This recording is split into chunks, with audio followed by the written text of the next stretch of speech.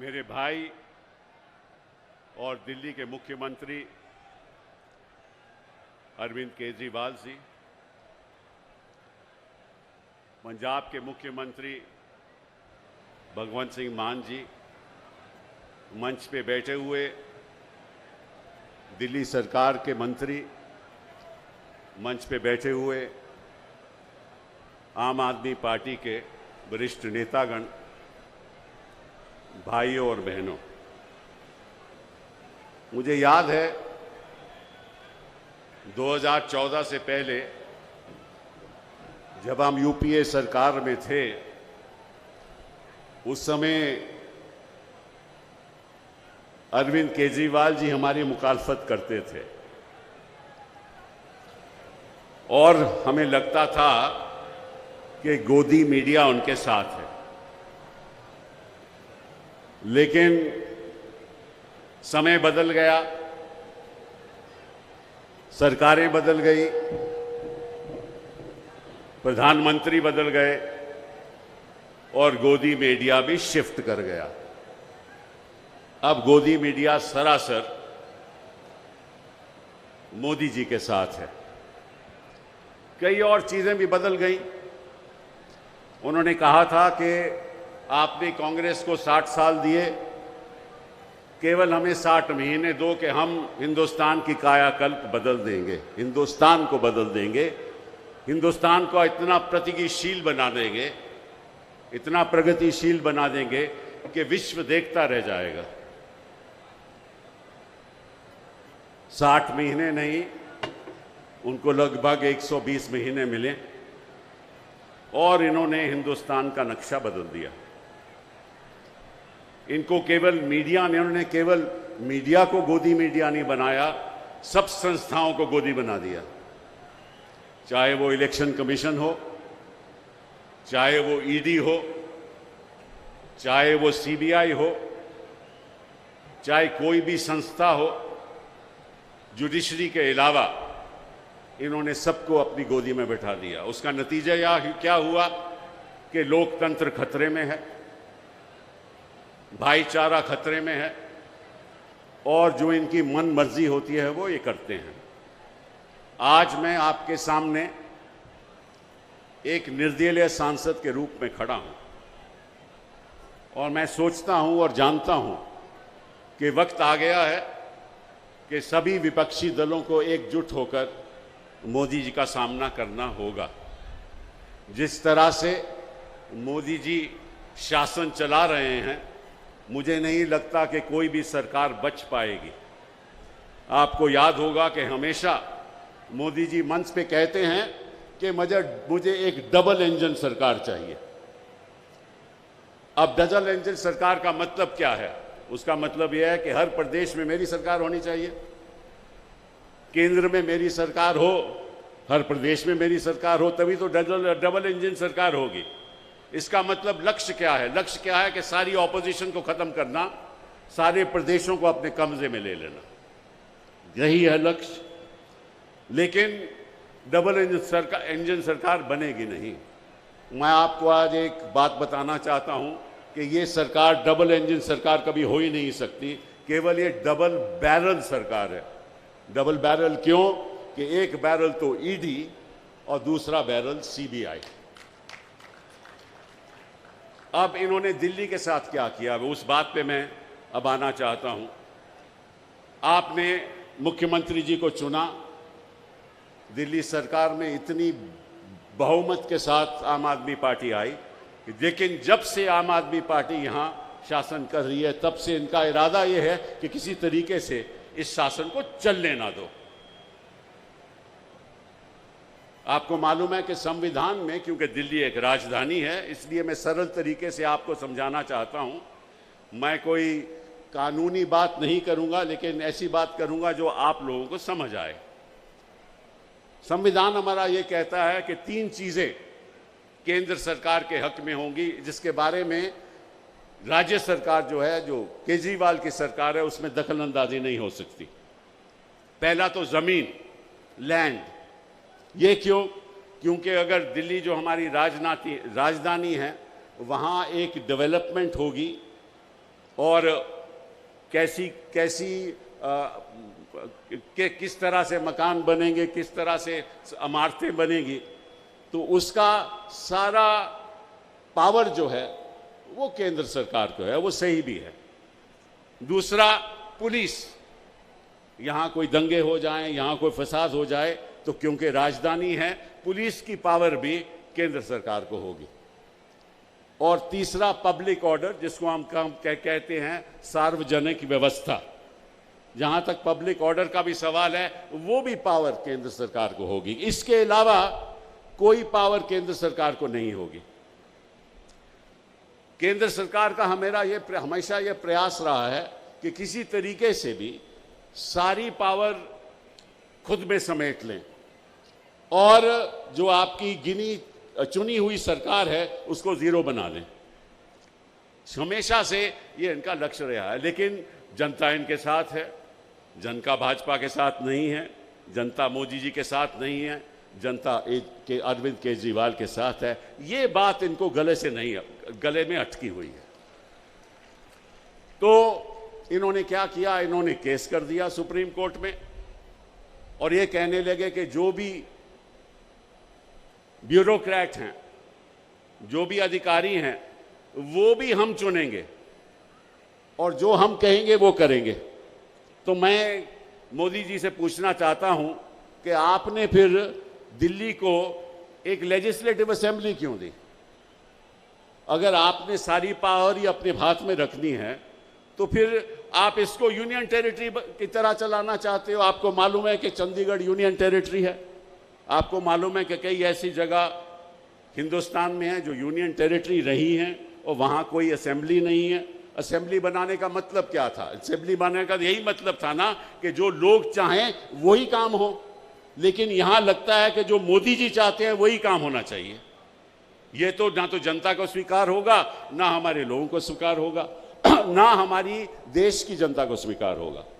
तो इन्होंने बड़ा प्रयास किया, सुप्रीम कोर्ट में मामला गया, पहले 5 जजेस ने फैसला किया, उसके बाद दोबारा फैसला हुआ, दोबारा 5 जजेस का फैसला हुआ और इन्होंने कोशिश ये की कि लेफ्टिनेंट गवर्नर को द्वारा जो भी, देखिए किसी भी मंत्री के नीचे एक सेक्रेटरी होता है, जो भी मंत्री और जो भी सरकार के फैसले होते हैं उन फैसलों का पालन सेक्रेटरी को करना पड़ता है। लेकिन इन्होंने ये तय कर लिया कि सेक्रेटरी भी हम बनाएंगे और जो हम कहेंगे वो सेक्रेटरी करेगा, लेकिन मंत्री का कहना नहीं मानेगा। इन्होंने ये कोर्ट के सामने रखा, कोर्ट ने कहा ये असंवैधानिक है, ये गलत है, क्योंकि फिर इलेक्टेड गवर्नमेंट का, लेजिस्लेटिव असेंबली का, मंत्रिमंडल का फायदा ही क्या है? अगर सारी चीजें आप ही ने करनी है तो फिर आपने चुनाव क्यों कराया? तो सुप्रीम कोर्ट ने यह फैसला दिया कि जहां तक अधिकारियों का सवाल है, जहां तक सेक्रेटरी होम का सवाल है, प्रिंसिपल सेक्रेटरी का सवाल है, सेक्रेटरी टू डिपार्टमेंट का सवाल है, वो सेक्रेटरी, सुप्रीम कोर्ट ने कहा केवल रिस्पॉन्सिबिलिटी उनकी मंत्रिमंडल को होगी। मतलब कि जो मंत्रिमंडल कहेगा, जो मंत्री कहेगा, उसका पालन उनको करना पड़ेगा। यह फैसला हो गया। ये 11 मई 2023 को यह फैसला सुप्रीम कोर्ट ने सुनाया और फिर इन्होंने क्या किया? इन्होंने 19 मई को एक अध्यादेश जारी कर दिया। उस अध्यादेश के अंतर्गत इन्होंने कहा कि चाहे जो सुप्रीम कोर्ट ने कहा हो, जो सुप्रीम को कहा हो, हम जो national capital territory of Delhi का जो एक्ट है 1991 का, उसमें संशोधन करते हैं और उसके अंतर्गत हम एक कमेटी का गठन बनाते हैं। एक कमेटी में कौन होगा?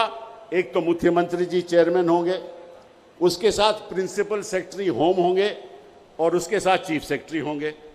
और साथ में कानून में यह कह दिया कि जो फैसले होंगे अगर आम सहमति से नहीं होते तो मेजॉरिटी से फैसले होंगे और अगर मेजॉरिटी से फैसले होंगे तो दो तो वहां ब्यूरोक्रेट हैं, एक प्रिंसिपल होम सेक्रेटरी और एक चीफ सेक्रेटरी। वो किसके ब्यूरोक्रेट हैं? वो केंद्र सरकार के ब्यूरोक्रेट हैं। तो इसका मतलब क्या हुआ कि 2 लोग जो इस कमेटी में शामिल हैं उनका फैसला चुनी हुई सरकार के खिलाफ भी हो सकता है। मतलब कि आप मुख्यमंत्री जी की तौहीन कर रहे हो। अगर मुख्यमंत्री जी का फैसला नहीं चलने वाला तो फिर इसका मतलब ये हुआ कि ब्यूरोक्रेसी ही दिल्ली चलाएगी।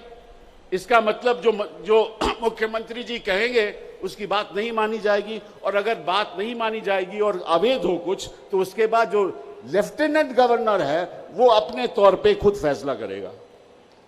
ते पावर सारी लेफ्टिनेंट गवर्नर को दे दी।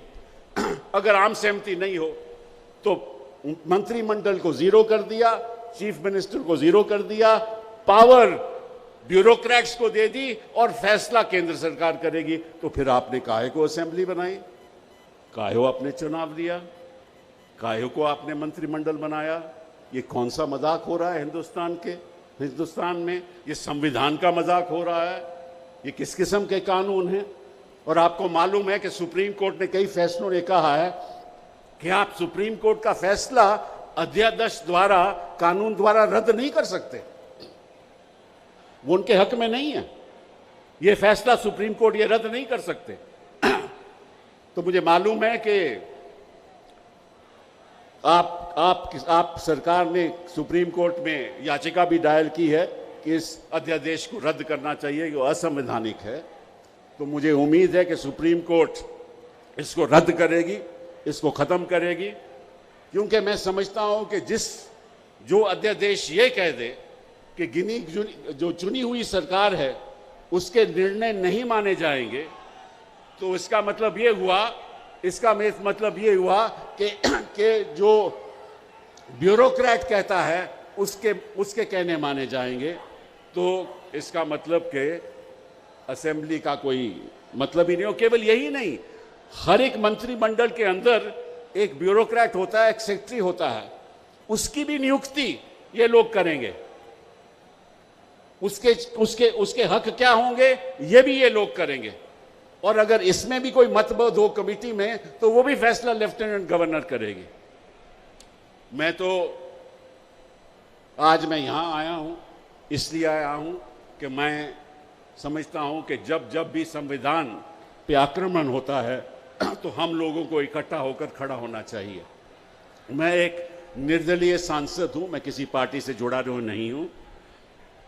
अखिलेश जी की वजह से उन्होंने मुझे निर्दलीय रूप में यहाँ पार्लियामेंट में भेजा है, और मेरा मकसद ये रहेगा कि आने वाले दिनों में हर प्रदेश में जाकर मैं ये बात कहूँगा कि वक्त आ गया है कि हम सबको एकजुट होकर मोदी जी के खिलाफ लड़ाई लड़नी चाहिए।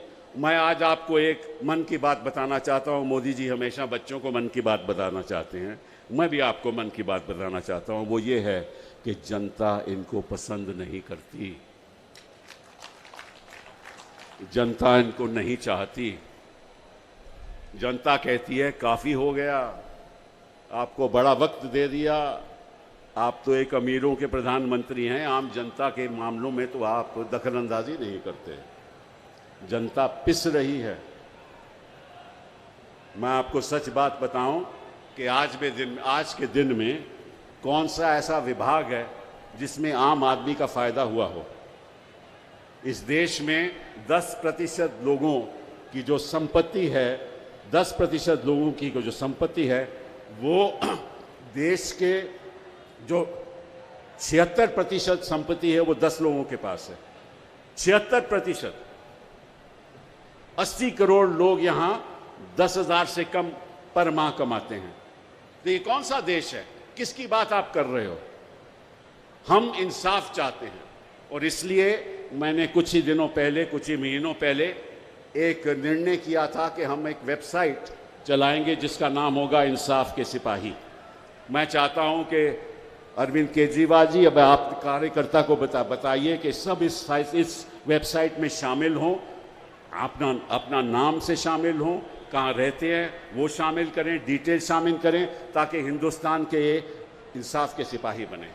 ये बहुत ज़रूरी है, क्योंकि ये लड़ाई इंसाफ की लड़ाई है। जिस तरह से बेइंसाफ़ी हो रही है हमारे देश में, उसको हमें एकजुट होकर लड़ना है।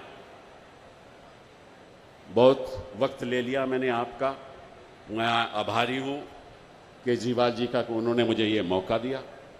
मैं चाहता था कि आपके सामने आकर मैं ये तो बता दूं कि आप लोग, हम लोग, सारे विपक्ष के लोग इकट्ठा होकर एक मंच 2024 में मोदी जी को हरा कर रहेंगे। बहुत बहुत धन्यवाद, शुक्रिया।